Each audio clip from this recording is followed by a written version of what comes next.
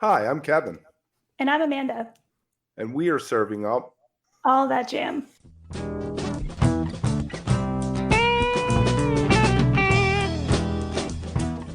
A lighthearted look at the weekend jam bands. Where we break down the jam scene's biggest stories, Talk new bands. upcoming tours, And show reviews. A little laughing, some hot takes, and an always positive message for the community. Getting to know Kirkos.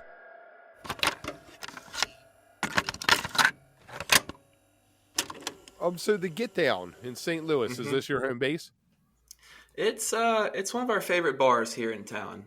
We have a couple of friends that own it and run it, and they're pretty comfortable with letting us play whenever we want to there. And we have a really good group of people that come out to those shows that are really supportive. We feel like we can kind of stretch out and be more experimental and really kind of like push our boundaries in those settings. Now, do you what is the scene like in St. Louis? It's there's a lot of people here definitely into music, and there's a lot of like interesting bands doing interesting stuff as well. A lot of the jam scene is definitely more geared towards like bluegrass and Grateful Dead inspired stuff.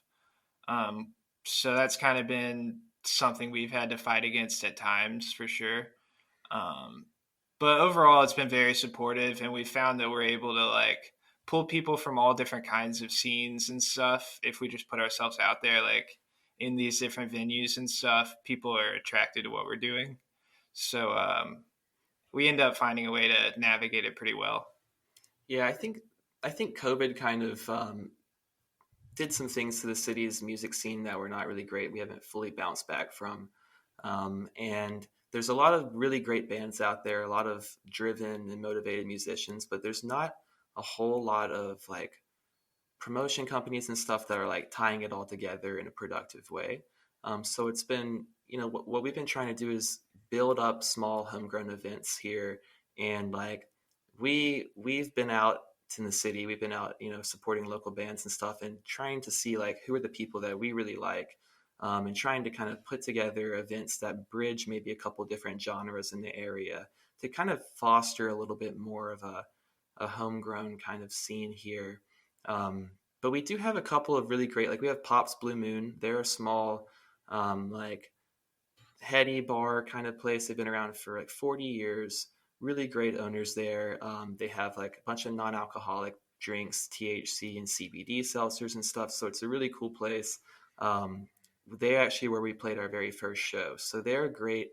We have a bunch of places, but it just kind of feels like it's not as cohesive as somewhere like Denver is for sure. All right, now is this where you did your 2-year anniversary? Was it the place where you played your first show? No, we actually played at this newer venue called Greenfinch that's here in the city. They took an old abandoned venue and then they kind of revamped it, and it's more of a community theater space than it is a music venue. But we kind of like that vibe a little bit more because we feel like what we're doing is kind of theatrical. We view it a little bit more as like an art project than just a band or just a musical experience. And so we've been trying to kind of eye more unique venues like that to curate more kind of specific moods and stuff like that. You have a vision for a show beyond just the music, I guess. Absolutely, yeah. Like, so the next step is finding the guy who's going to come in and be able to make that happen for you. Yeah, definitely. Finding a light guy for sure is a big step for us that we're kind of hoping to knock off sometime soon in the next year or so, a couple of years. Right. Find somebody with a one of those old projectors, a couple plates with some oil in it, and you can do the 60s we liquid like light that. show there. Definitely. I think We've people seen would that love some that. people. That would be sick. They should bring that back. I agree. The audience and the stage, you can't tell anybody apart. Everybody's in some big blob of color. Pretty sweet, yeah. Now, do you find it difficult to get traction being a 95% instrumental band as opposed to a band that has vocals on every song? Yeah, it makes it difficult to get playlisted, I think, for sure. There's a combination of things that makes it difficult for us to get playlisted and traction in general. But I think that part of it is kind of that we are a little bit more genreless in a way, where it's not really easy to, when we put in a song on Spotify and we're submitting it for playlist consideration. It's like, what genre are you? Jazz, rock, pop, etc. And we're like, well, we're not really any of those very squarely. We have a jazz mentality, but we're kind of more rock sounding, but we're not really like rock, what you would think of as rock. So stuff like that makes it a little more difficult. The instrumentals, I know, can be kind of off-putting to some people, I think, but it's like it's what we like a lot. Like, we came up seeing like a lot of Dopapod and STS9 and like Disco Biscuits, and they all have vocals and stuff too, but it's primarily instrumental sections. And I think that we're just kind of trying to just play what we like, really. We're just trying to play the music we want to hear. We're not so worried about what other people are going to want to hear or not. If it does gain traction, it's pretty sweet for us. We want to be able to continue to do this and make a living at this. So it's obviously a concern of ours, but it's not the primary focus behind what drives what we're creating. Right, now you do covers, you said. We do. Mm-hmm. You want to throw some names out of them? Yeah. We've done like National Anthem by Radiohead. Some of the cooler ones to me are, we do some of the tracks from the TV show Twin Peaks, like the music. Yeah. So that's kind of some of the cooler stuff for me. We do a Nine Inch Nails cover, Piggy. We kind of try to just play stuff by people that we like. We cover La Special occasionally as well. We're all big La Special fans, so we play Egg Time. And we've done an STS9 cover, Life's Sweet Breath. We kind of try to just pay homage to the influences that we have, and also find something that would fit pretty good for us. We try to do a little. Yeah, I feel like you hear a lot of the same stuff when you're walking around like a jam festival or something. Life during wartime. Yeah. Whatever. So we've done we've covered Massive Attack before. Just a lot of different stuff. And I feel like it draws people in, because it's like, here's some of the stuff from outside this area that we like to listen to, and if that overlaps with anyone, it's like a good sign that you might like our music. Yeah, nice. My alternate personality on Wook Plus on the YouTube channel I'm on is the Great Went. Oh, nice. I'm a big Twin Peaks fan. Very cool. Hell yeah. And it has the Phish thing nod to it. Definitely. So. Mm-hmm. There you go. Yeah, we actually opened our very first show ever with Laura Palmer's theme. That was our debut song that we started off with. What's that guy's name? Angela Badalamenti. Yes. And what was Julie Cruz? My God, her vocals are so... Yeah, they're fantastic. We don't do as many that we don't feature have her too skill. heavily. Yeah. Have you ever thought about bringing people in to maybe sing on an album, or play horns, or do anything like that? It's something that we've tossed the idea around. We like doing sit-ins with people when we have musicians that we like or we vibe with. If we happen to be playing with them, we'll have them sit in. So we definitely have the idea of having more collaborative studio work down the line. Maybe I think it's something we'd be interested in. We've got a lot of friends that we would just love to work with, and so I think that's a good way to kind of get that going and incorporate that. Without having to start a whole new side project or whatever. We talked to a band, Surprise Chef, out of Perth, Australia, I guess. Okay. And they're on all instrumental, and we asked them about what are the pros and cons of not having a singer, and they're like, well, the pro is not having a singer. Yeah. That's funny. I think I'd actually seen you all at your mom's house maybe last spring. Oh. I'm trying to think about it. Yep. Maybe in April or May. I can't remember exactly. It was in May. Okay. Yeah. So I know there's that experimental component to what you do, which can mean a lot of different things. I was just curious, for your live stuff, what that means. Do you go, thinking of Phish, do you go in a different direction, or is it you go on stage really not knowing what it is that you might do? I'm just curious about that. So like set list wise, we kind of do a little bit of both. Kind of having had the chance to look at all of the history of a lot of those different jam bands and how they've approached the whole like set list thing. We do kind of a mixture to where like the Disco Biscuits and stuff will plan out these like set list gymnastics and transitions and playing stuff backwards and stuff. And we'll do that, but we'll also go into shows and just be like, hey, let's have like a free set list tonight and like just kind of call out what feels right. Now, do you feel like you have certain songs that are openers and closers? I think we have a handful of songs that are more powerful than the others, maybe, or they have a stronger finish. And so, yeah, I think we kind of stick to a handful that will rotate in and out as closers or openers. I mean, it kind of depends on what the rest of the set list looks like primarily.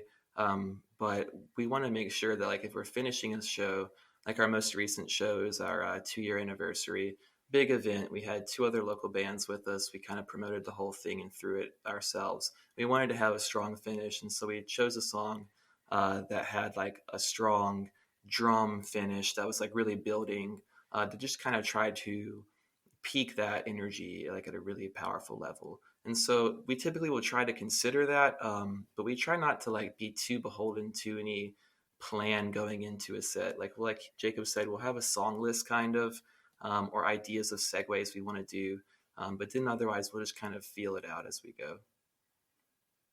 Nice. Now, when you're on stage, how do you make sure that you keep your authentic voice while contributing to the whole of the sound? Listening, primarily. That's a loaded question. After playing with each other for so long, developing chemistry, spending time in the van on the road and stuff, getting to know one another, you start to know the other person like at their heart and who they are as an individual. And I think that when you can connect on that level in an authentic way, that is the best way to look out for each other in a creative aspect as well, because you can kind of play to their strengths a little bit. You can understand a little bit more like where they're going. And so I think that like it's a thing we've been working out over time as you build more chemistry playing with each other. But I think we know what each other's strengths and weaknesses are kind of a little bit, and we try to play to those a little bit and just kind of let the music guide us. Like, just keep an open ear. If we're in an improv section, just let anyone do what they're feeling. You know, we don't have talkback mics or anything. We don't say like, we're in this key, we're in that. We're just keeping an ear open and seeing like, does someone have something in them that they need to get out? And like, if I hear something that I like a lot, I'll try to latch onto that and leave space for anyone to do that. Primarily, like I'm the bassist, and so I try to make sure I'm not too busy when we're in those spaces, so that I leave it open for if AJ wants to come in with some sort of guitar line he's been thinking on, or whatever it is. If Jacob here wants to, do some key work to take us in a new direction, just leaving that space for each other.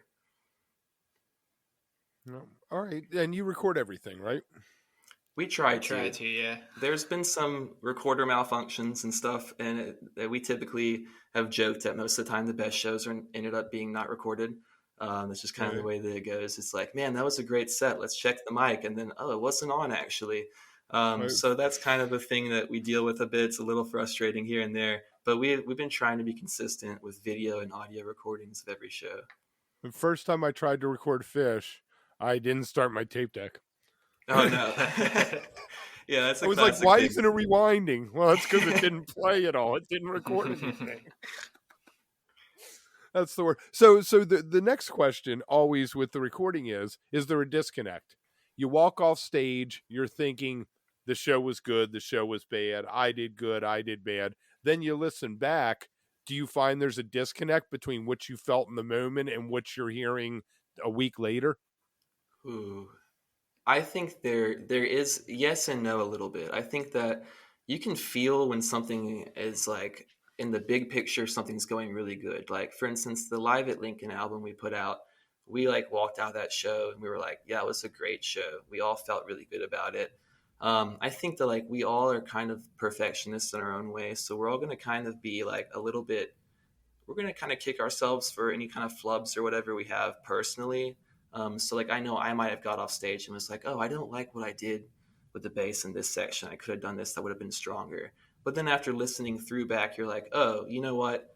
My bandmates here made up for it because they heard like this flub here and they corrected it with the music, but because they were able to do that. And like, you have that response. And so it can kind of be a good way to like give yourself a little bit of confidence back. And also like, it's nice to just listen through because you don't really get that perspective when you're playing it. When you're playing it, you're kind of a part of an organic thing that's like living in the moment. And it's hard to kind of take in every single aspect. Like, you want to keep your ears open and hear everything, but you're also trying to like respond. And in that action, it's not so easy to be like a deep passive listener.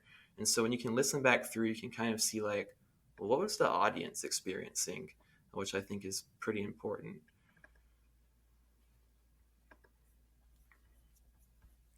All right.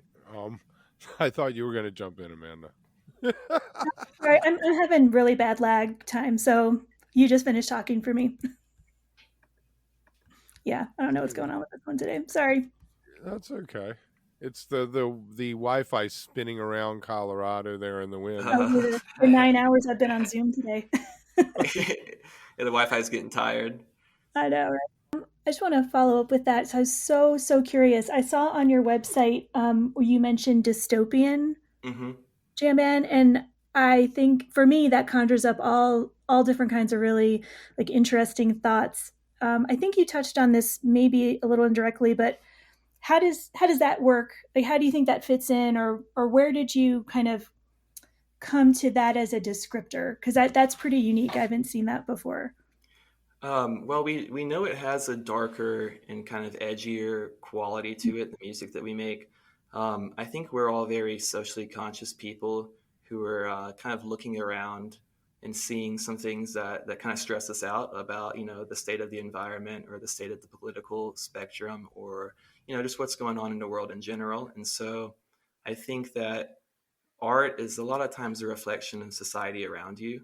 And so as we're trying to be true to like what we're feeling and expressing that outwardly through the music, we're trying to kind of channel some of the anxiety that we feel from living in this current state of like, the world as it is. We're trying to kind of resonate with that level of like baseline anxiety or existential kind of crisis people feel, whether it be from economic situations, interpersonal relationships, environmental stuff, whatever it is, trying to resonate with that so we can kind of really like meet people with whatever they're feeling inside, even if it's something that they haven't really fully expressed, kind of try to tap into that.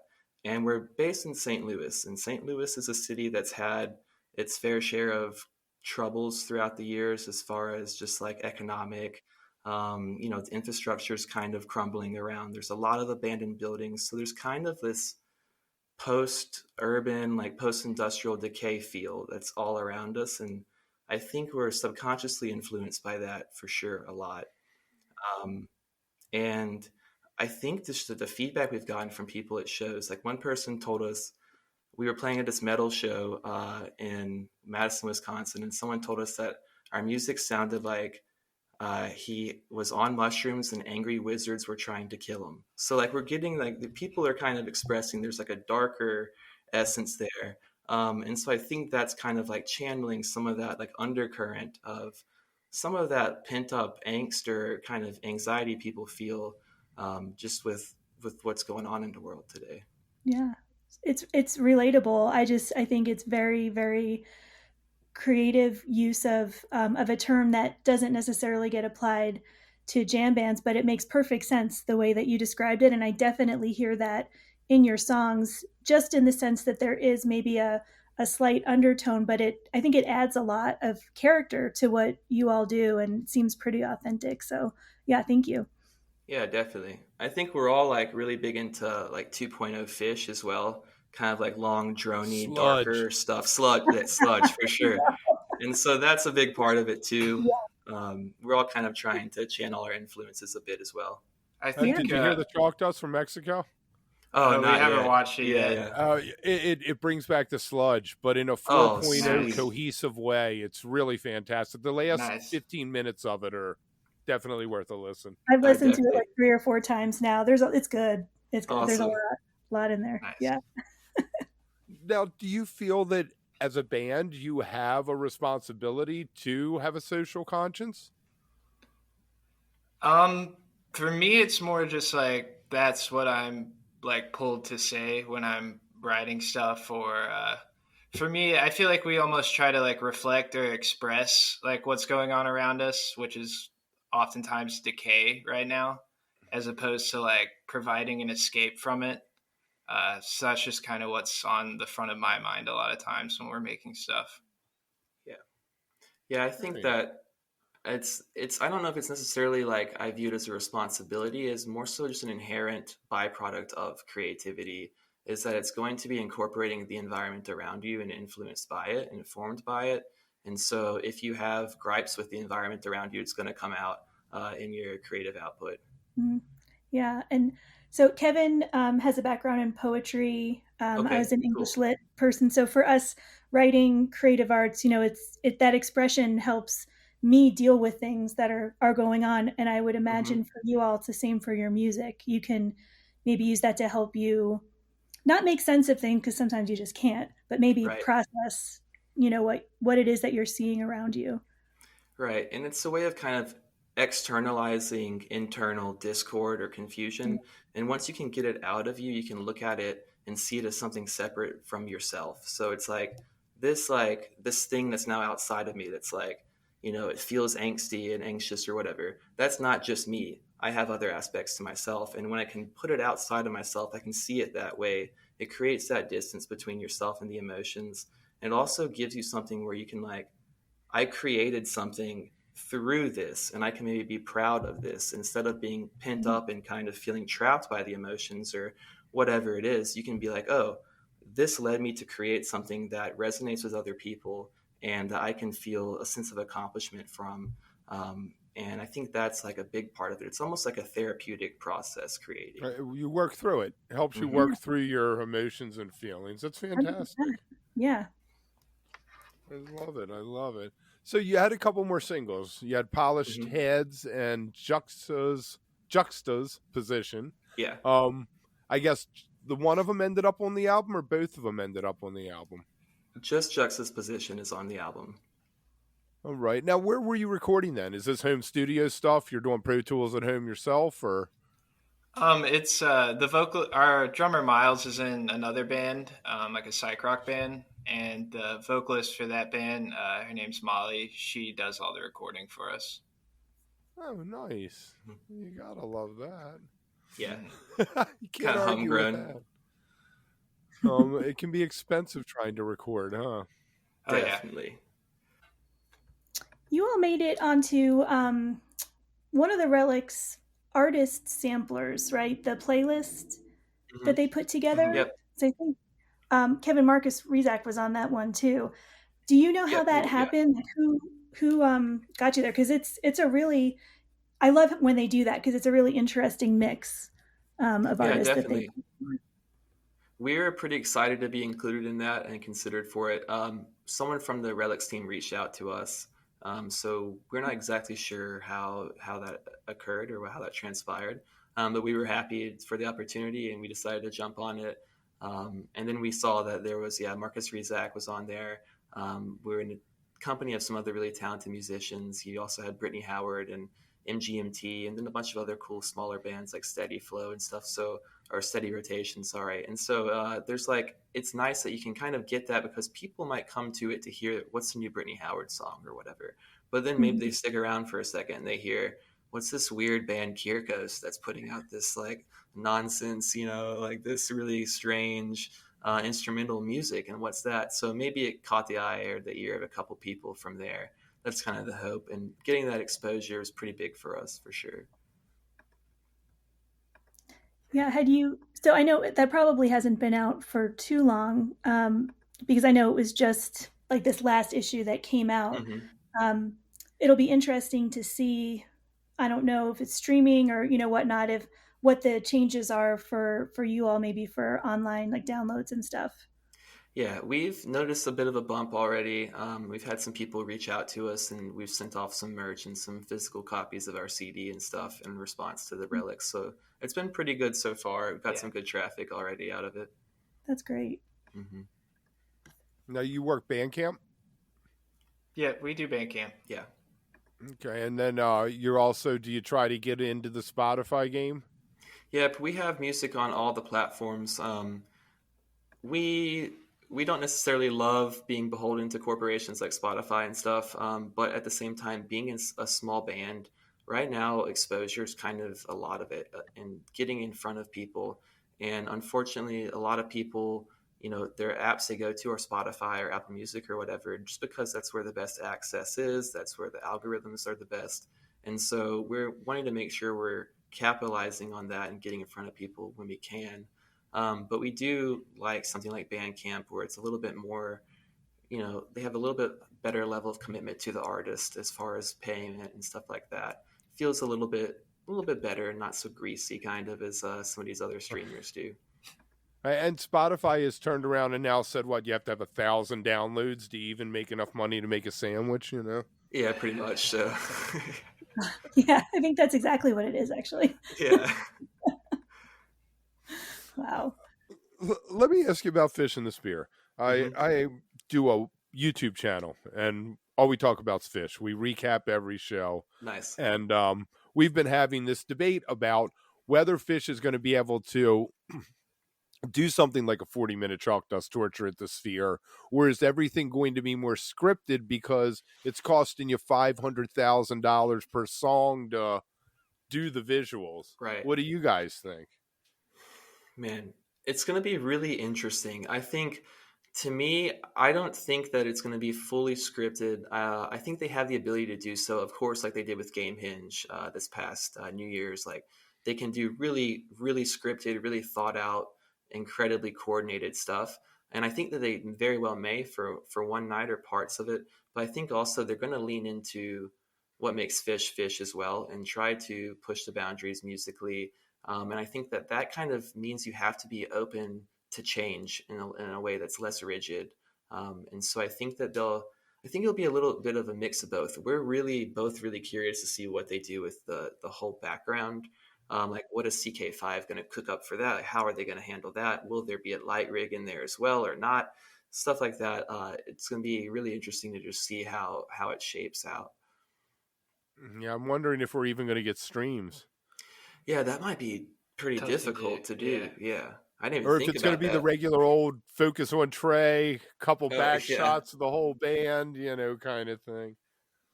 Yeah, I could see that. And then you're kind of like just getting glimpses of what's going on in the Sphere, actually, in the LED screen. Have you seen any of the YouTube videos? From the Sphere? Yeah, like hand people with their phones in there. Yeah, it looks crazy in there. Yeah. It is. Mind-blowing. If you are enjoying All That Jam, please like and subscribe to our social media channels at All That Jam Pod on Twitter, Instagram, and Facebook, or visit our website, allthatjampod.com. Make sure to sign up for our email list and tune in every week for new episodes. Also, look for full interviews on our YouTube channel. And remember, stay beautiful, but don't stay underground too long.